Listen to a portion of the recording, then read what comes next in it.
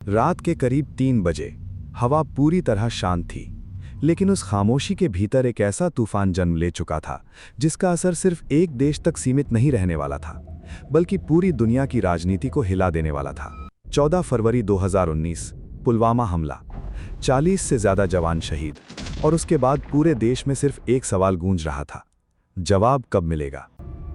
दिल्ली का एक high security कमरा, नक्शे फैले हुए थे, सैटेलाइट इमेजेस लगातार स्क्रीन पर बदल रही थीं और माहौल पूरी तरह गंभीर था।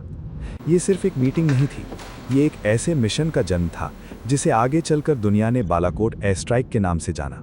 इंटेलिजेंस इनपुट साफ थे। पाकिस्तान के बालाकोट इलाके में एक आतंकी ट्रेनिंग कैंप मौजूद था, जहां सिर्फ लोग नहीं बल्कि आने वाले हमलों की प्लानिंग तैयार हो रही थी। ये सिर्फ एक टारगेट नहीं था, ये एक संदेश था। अब जवाब मिलेगा। एयरफोर्स बेस पर रात का घना अंधेरा था। फाइटर जेट्स तैयार खड़े थे।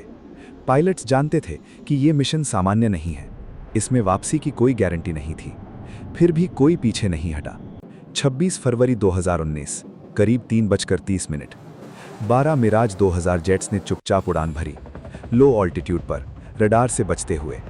हर सेकंड के साथ तनाव बढ़ता जा रहा था। कंट्रोल रूम में सन्नाटा था, सभी की नज़र स्क्रीन पर टिकी थी, और फिर एक संदेश आया, टारगेट अप्रोचिंग। कुछ ही सेकंड बाद आदेश गूंजा, एंगेज। आसमान में अचानक रोशनी फैल गई और सटीक निशाने पर बम गिरने लगे। कुछ ही सेकंड में वो पूरा कैंप जो सालों से छुपा हुआ था खत्म हो गया। लेकिन असली कहानी यहीं खत्म नहीं हुई। सवाल उठ गया, क्या भारत ने पाकिस्तान के अंदर स्ट्राइक की? सुबह होते ही दुनिया जाग गई। ब्रेकिंग न्यूज चलने लगी, इंडिया स्ट्राइक्स बालाकोट। कुछ लोग इसे सर्जिकल स्ट्राइक 2.0 कह रहे थे, तो कुछ इसे तनाव बढ़ाने वाला कदम। लेकिन पाकिस्तान ने तुरंत इनकार कर दिया, कुछ नहीं हुआ।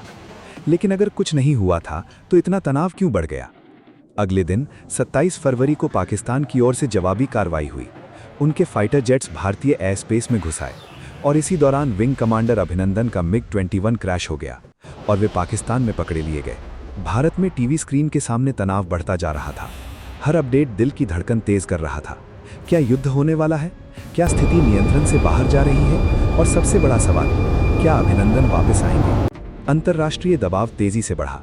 दुनिया के कई देश बीच में आए, और फिर पाकिस्तान ने घोषणा की कि वे अभिनंदन को रिहा करेंगे।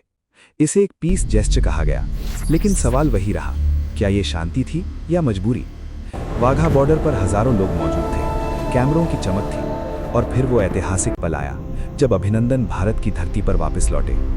पूरे देश ने राहत की सांस ली, लेकिन अंदर ही अंदर सब जानते थे कि ये कहानी यही खत्म नहीं हुई है। बालाकोट को लेकर आज भी बहस जारी है। कितना नुकसान हुआ, कितनी सच्चाई सामने आई, और कितने दावे किए, हर तरफ अलग अलग बातें हैं।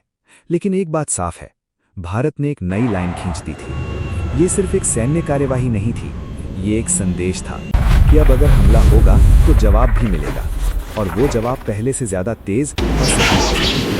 आज भी जब इस बात को याद किया जाता है तो सिर्फ धमाकों की आवाज नहीं सुनाई देती, बल्कि उन फैसलों की गूंज सुनाई देती है जो अंधेरे कमरों में लिए गए थे। और सबसे बड़ा सवाल आज भी वही है, क्या बालाकोट एक अंत था या सिर्फ एक शुरुआत? क्योंकि जब एक बार बदले की रेखा पार हो जाती है तो वापसी आसान नहीं होती।